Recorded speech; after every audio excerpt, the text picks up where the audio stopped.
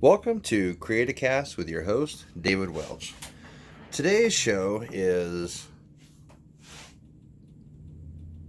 a show about what I've been doing the last 5 months. And in the last 5 months, I've been in service. Service to MMA fighters, service to just all around go getters. And here's what I mean. Even right now, like I'm in the shop of a good buddy of mine who is a go-getter, Chris Hussey. He's a super intelligent guy, mechanic here in Las Vegas. Just, like I said, different level human being, really. Avid reader, researcher. I mean, the story this guy could tell are just amazing. And what being in service to him looks like is, just being a springboard for ideas, being able to have lengthy discussions, and in doing so, he himself has inadvertently become a character uh, in my writing. Now, not he, Chris Hussey by name, but mannerisms, gait, the way he walks, the way he talks, his interest level in different things, his, speech, everything like that. It's helping me develop a character that's fit for spy movies or fit for mystery thriller, action adventure type storytelling. And that was what I meant last week by you already know your characters. You know them because you have interacted with them in life. You have somebody that is very much like the character you develop. And if you don't have very solid characters, it's because you're not referencing your own reference point. You're not really referencing someone. If you have someone in mind that even if they're the best person, the greatest person in the world, but they'd make a great villain, write them that way. They don't have to be a villain in real life in order to be what you would look for in a villain, as far as maybe mannerisms, speech, the intensity of their look, things like that. Something that would allow you to, take similar traits and mannerisms of and speech of an actual person, and then mold them into a character that we as readers would love to hate. And you have a good villain when everybody talks about that villain. Everybody's like, damn, like, good example, Heath Ledger's Joker. You're like, dude, he was insanely brilliant as a villain. You loved what he did with the character. You love who he became and who he had to be in order to become the Joker. And we're going to see the same thing with Joaquin Phoenix, I'm sure of it. We're going to. There's no doubt about it in my brain that we're going to see a dangerous iteration of Joaquin Phoenix, who was a good friend of Heath's, by the way. And he's going to mold himself into a tortured soul. We've already seen Joaquin Phoenix do this in other films. We've already seen him do it. So he has a very real and raw place he can tap into to become who he needs to be in the film. And that's why we love him as an actor. A lot of people are like, "Oh, Joaquin Phoenix sucks as an actor." Bullshit. You can't find. You're hard pressed to find a more diverse actor.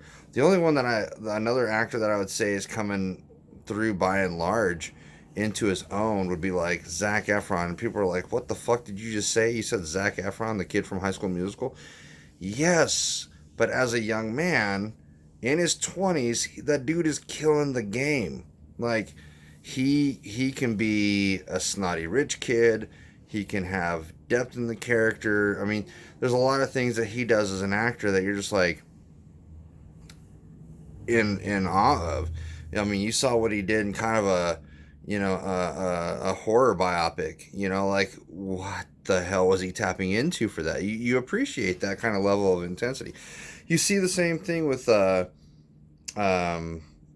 Gary Oldman. Like you see it a lot when he traverses between good and bad characters, because his bad characters are fucking lovable. If you've ever watched Fifth Element, or if you've ever watched The Book of Eli, or any other point in his career where he's been a villain, he does a superb job of doing that. But he's also the best Commissioner Gordon that we could ever want, you know, because he's legit like a solid actor and can prove it, and knock it out.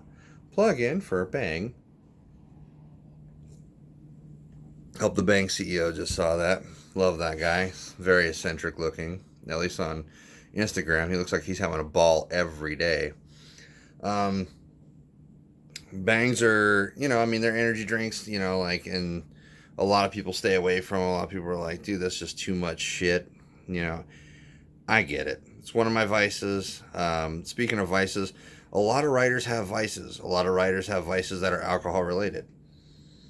Be that as may, you don't have to have that stereotype as a writer. You don't have to have a favorite scotch or bourbon or whiskey or whatever it is that you drink. You don't have.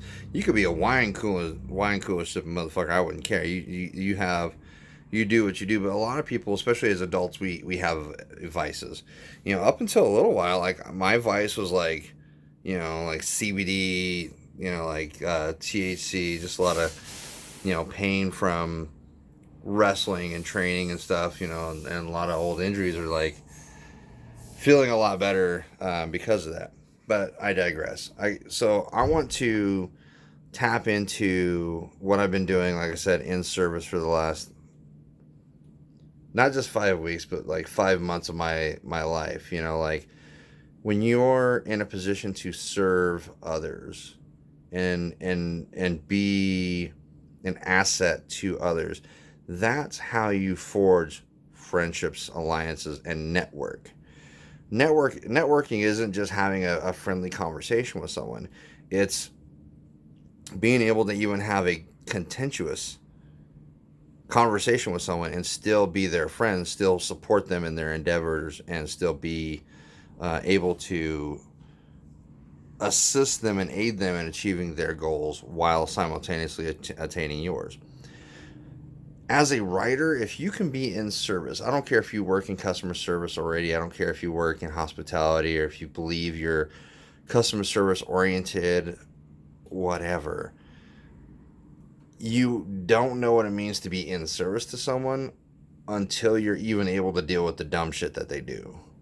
That's when you know, like, despite that person's flaws, weak points,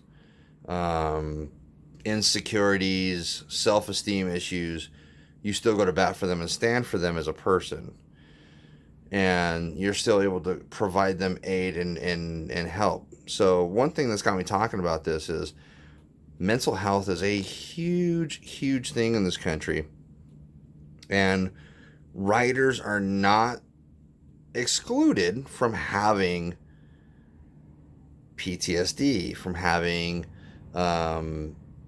mentally related issues, having mental problems. It's not something that's just indicative of veterans. It's not something that's just indicative of people that have been through super severe trauma like rape and things like that, even though it definitely is indicative of that.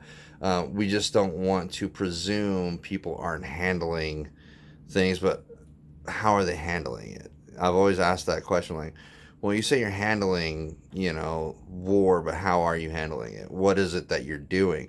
Now, this allows you as the writer in you to become a good researcher at that point, because, like, my own past when in dealing with people with depression, and my own depression, and recognizing what I was a depression.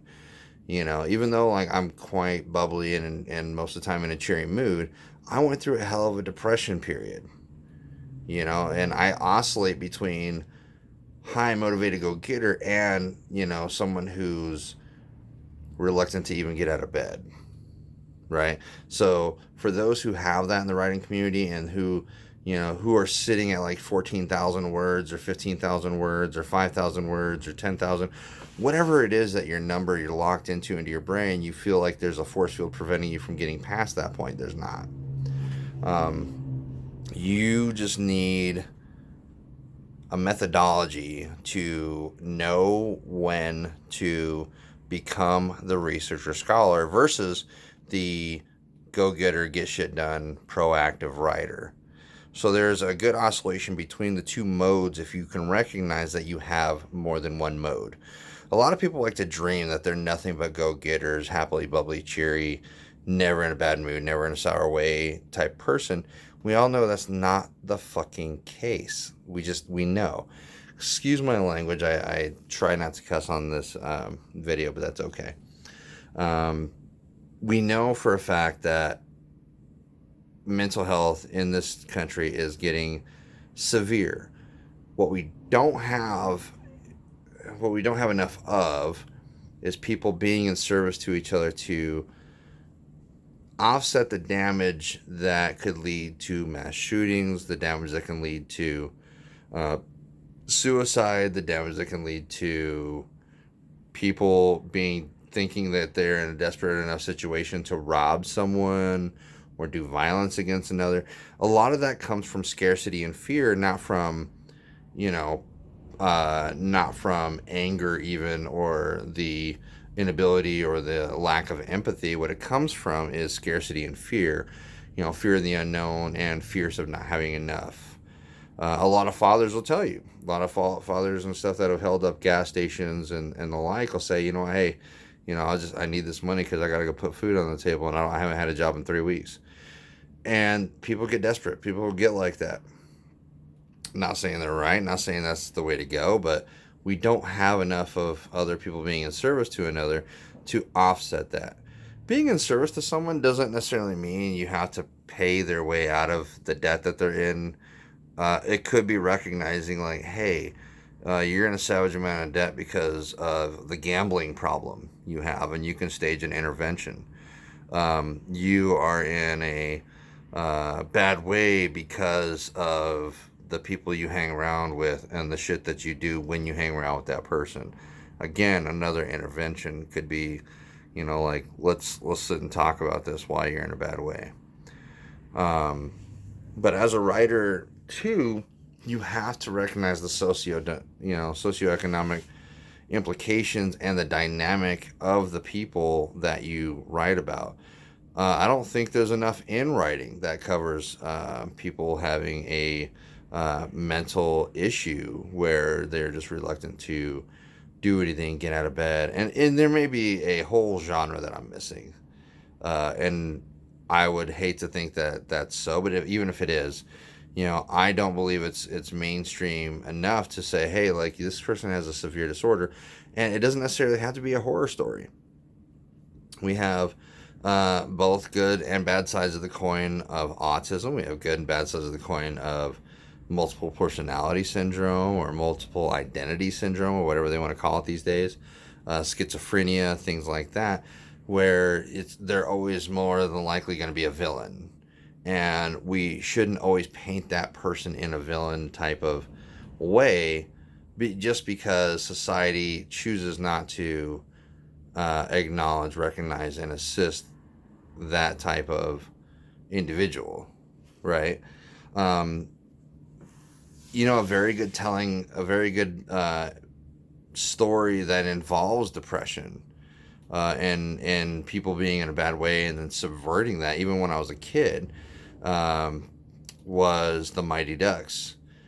You had Gordon Bombay, who was not in a good way, wasn't, the guy had everything he wanted, was a lawyer, and then ends up getting arrested and ends up having to coach a youth hockey team in order to not be, put behind bars or whatever the case was in the original film. And then he goes on to change his entire way of being in life to the positive. So you have people that hit depression modes like Office Space.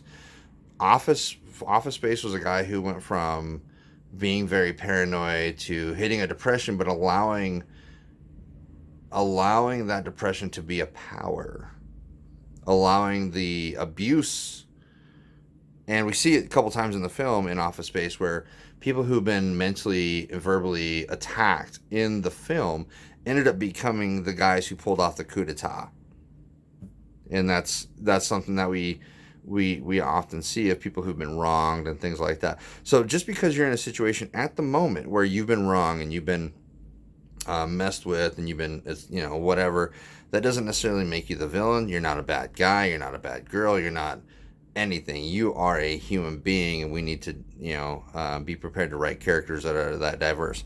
Which brings me to another point. Why is it that in our society we love the anti-hero? Here's why. We love the anti-hero because it's us.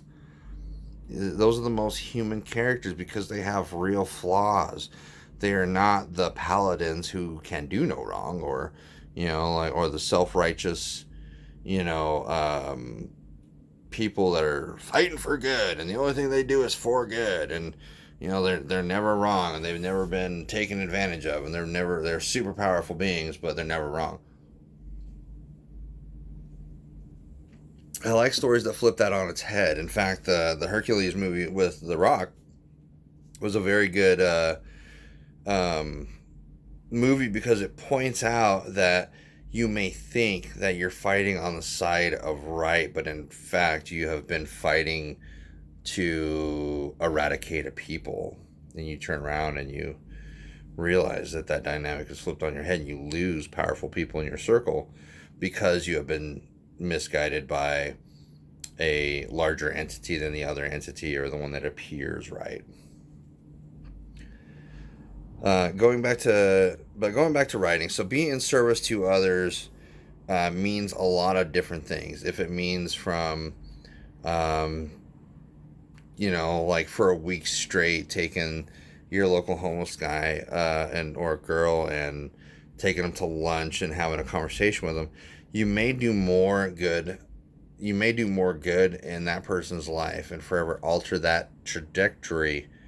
But without trying, without being in service to that person, you'll never know. But also, think in terms of your tools and skill set as a writer. Your skill set as a writer allows you a different, unique way to not just make money, but to help others. Here's what I mean. There isn't enough content in the world to satisfy all of the blogs, all of the magazines. So you as a writer need to beat the streets to develop these stories to not only build your skill set, your research skills, but it allows you to be gainfully employed, and it allows you to be in service to even your community.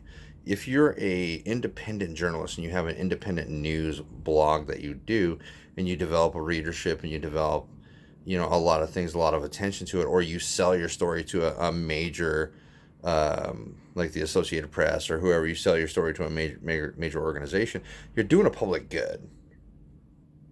You may provide information about a topic that somebody has been waiting for, that somebody has been saying, like, there's something wrong here. I don't know what it is quite. I don't know how to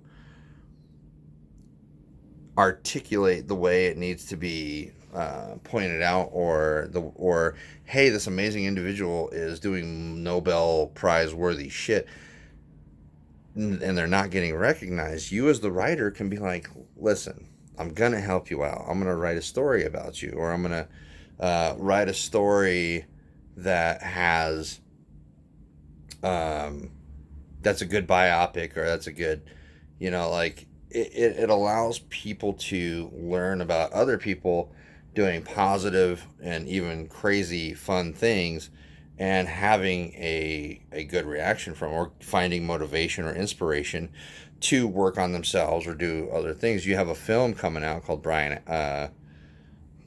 something. I'm an asshole for not memorizing the film. The young gentleman gets put behind bars as a young man that fights tooth and nail for his innocence, gets his innocence, and then goes on to right many wrongs, and we like stories like that where the underdog is, where the wrongfully accused has their vindication. We love that because we ourselves feel that way, like we've been wrongfully accused of a lot of shit, or we're in a category of human being that's being alienated or attacked. um, I was watching Vice and watching an expose they did really on um, black identity activists, or I think that's the term the FBI called them, and it's literally people that are happen to be black and pro the Constitution. And I found that story super interesting because it made me want to dig deeper. Then you start reading about Black Wall Street, you start reading about uh, you start hearing about books that they talk about in there, especially a book called Negro with a Gun. And I just bought that book. I'm like, well, what in that book, would have this young man put on the FBI's most wanted, or FBI's top list of possible terrorists? And I'm like, what the fudge? What's going on here? And then you start reading, like, and then you make up your own decision, your own mind on who the real villains are. And it's not the activist, it's not the guy who's doing everything within the law and then the confines of the law. You end up finding it's a governmental entity, which we have a lot of fictional stories about that. We have the Hunger Games, we have Divergent, we have a lot of stories because a lot of people in this country feel alienated by much larger organizations and entities, and they feel like they are battling against the evil that is these mega corporations and these mega government entities that are trying to stifle creativity, that are trying to stifle freedom and freedom in people's eyes, and what it means to be American. But you also have a very real issue going on in this country with mass shootings, the lone wolf. And this is bringing me back to my point of being in service to others. Being in service to someone may be, and I hate to say this because I love freedom and I love rights and I love everything like that, but if you recognize someone as using not offensive speech, but if they're issuing threats, or their pattern of behavior is indicative of somebody who advocates for harming others. And it's very hard to pick out these people who are these lone wolf gunmen who want to walk into a crowded area with a bunch of unarmed people and gun them down. That is nonsense unto itself. It is bullshit. It is ridiculously stupid. It's also stupid to have a whole group of people unarmed at a venue. Now, cops in California, in Gilroy, I believe, were very quick. I mean, the law enforcement entities were very quick to be on scene at a lot of the shootings. But, the argument could be made of, like citizens being able to defend themselves. Now, I don't want to get too political on Creatacast. All I'm saying is be mindful as the creative person you are. Be mindful of your creative genius when shit hits the fan, or when people whose actions and motivations are to you appear harmful. You can document them. You can say, hey, like, this guy's literally issuing threats to law enforcement. Be wary of this person. So, or hey, like, issuing threats is a crime. You cannot threaten someone. You can say, well, you can voice your opinion about how you wish someone was dead or how they can go F themselves. That's perfectly fine. But when you start directly saying that person will die, or that person, I'm going to murder that person, or I'm going to F that person up, or I'm going to beat that person's ass, that's a threat. Okay? Not cool. We see it in fiction, we see it in film, we haven't seen it a lot in poetry. I would challenge someone to really write a really good bully poem. I would love to see that. You write a good bully poem or a good villain poem. I want I would love to see that. That way we can get that point of view. Now, it doesn't necessarily have to stifle your other creativity. It doesn't have to say take precedence as to what you do, but I want to see poetry that showcases both sides of the coin, where you have the bully but you don't know the story. So a lot of the times people bully and you don't fully understand the story. Now there are other people out there that are bullies and they're just shitty human beings. Yeah, they got dealt a raw deal, but that's not always a reason to become shitty or act in a way that is horrible. But let's get back to stay in the question of how can I help someone. It could be your family, it could be yourself, and a lot of times a lot of people get motivated and they like worry about, oh, this person needs help, this person needs help, I need to go do this X, Y, and Z, and the whole time they're forgetting about themselves. And a lot of people are workaholics and they do this on purpose to find a mechanism of escape from the responsibility of their own home, or the responsibility of taking care of another life, or hey, you have problems with your spouse, you don't want to deal with this, so you're a workaholic, and you find temptation and intrigue elsewhere. That happens. And as your creative genius goes to work in developing these stories, developing these real life things, and putting them into a fictional world or a fictional format or whatever have you, or a poem, screenwritten thing or whatever, that allows you to have your characters be raw and real. So I would think the elements of good storytelling is quality research, real characters, believable plot, a problem or an issue that the protagonist or multiple protagonists are dealing with, and a very believable, very tragic villain. And like I said, we've had villains that we love. We've had villains that we adore because of how they went about it.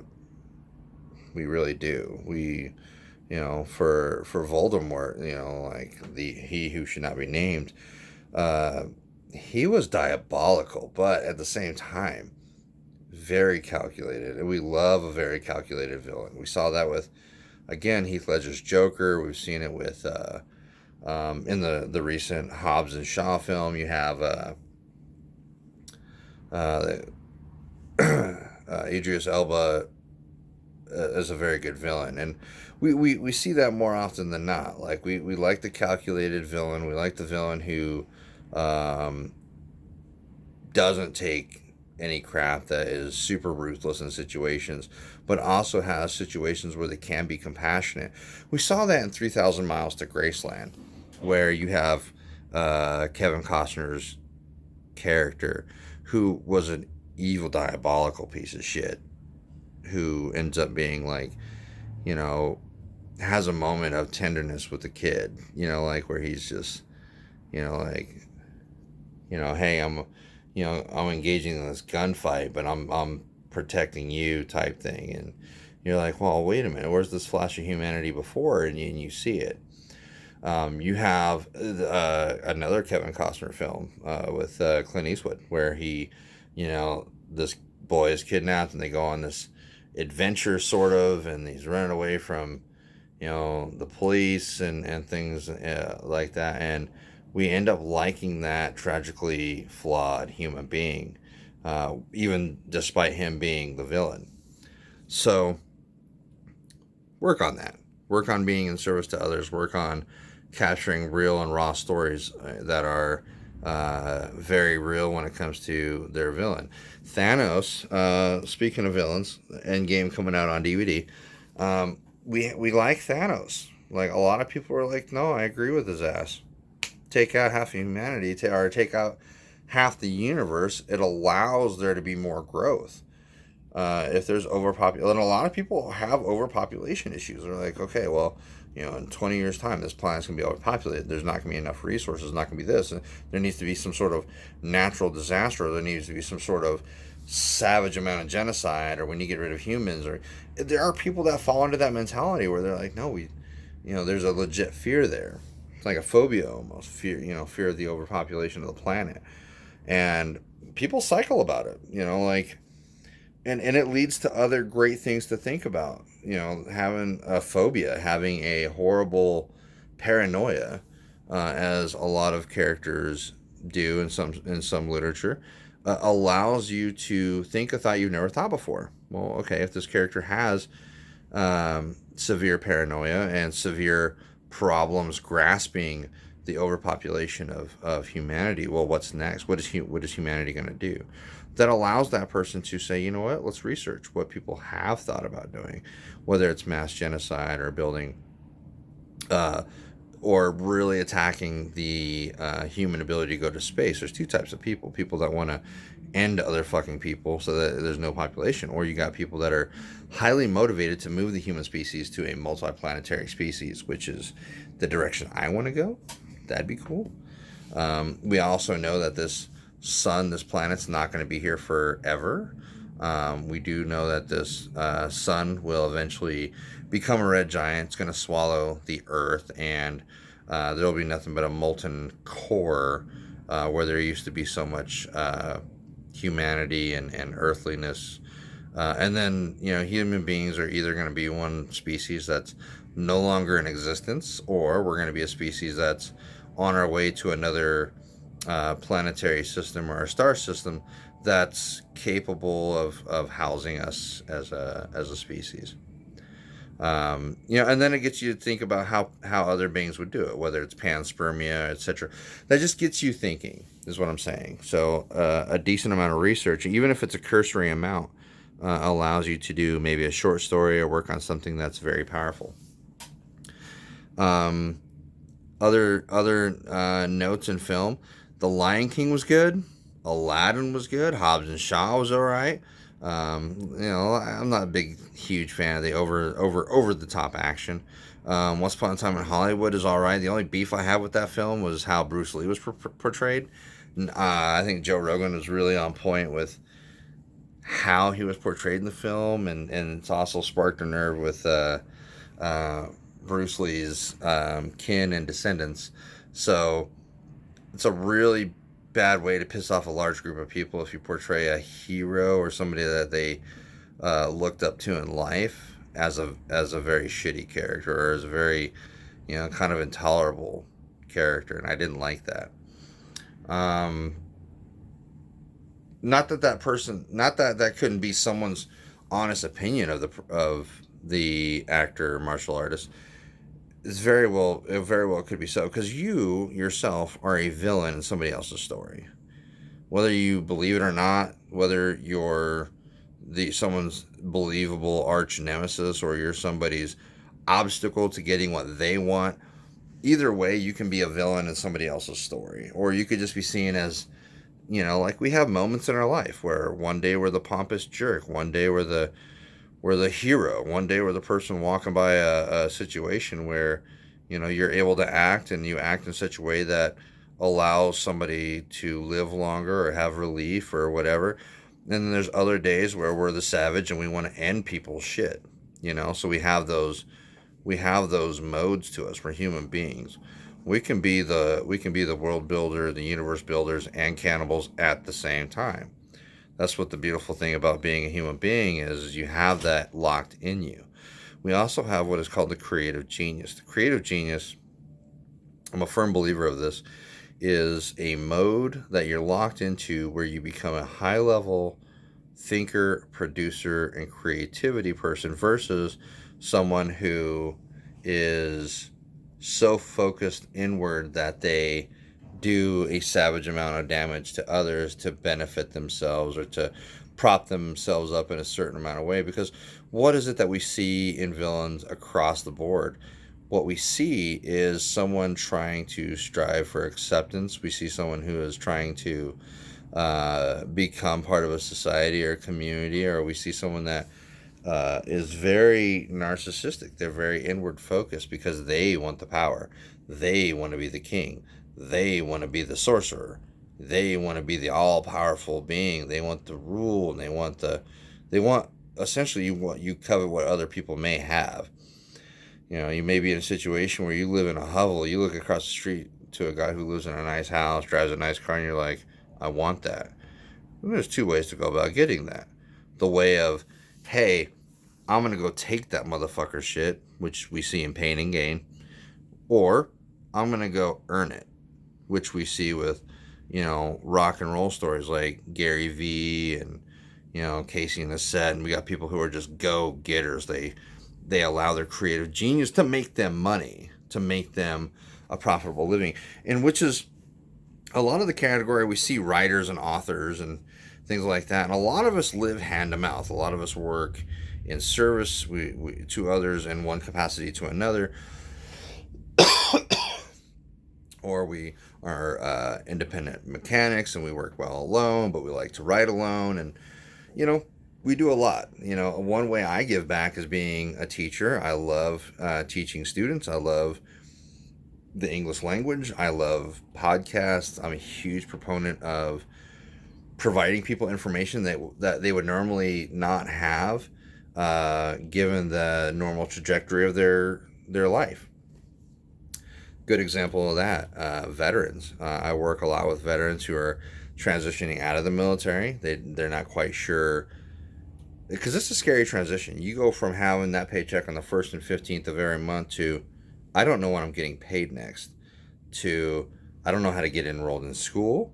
I don't know how to do X, Y, and Z. So there's a lot of scarcity there, a lot of not knowing, a lot of, I don't know how we're going to do it. We're going to make it work, but, it's going to be a tough transition. Now, you got a lot of veterans out there that are like, they're super motivated and they're super go-getters, and they have the best work ethic in the world, but they may not just have the tools or the information needed to get to that next stage in that developmental point in their life, or that next echelon of being. Okay, so we have that. So we have that dynamic. Unfortunately, we are having to call this the end of the podcast because I'm getting a call. This is David Creatacast. Hit me up at dwelch967 at gmail.com. Love you.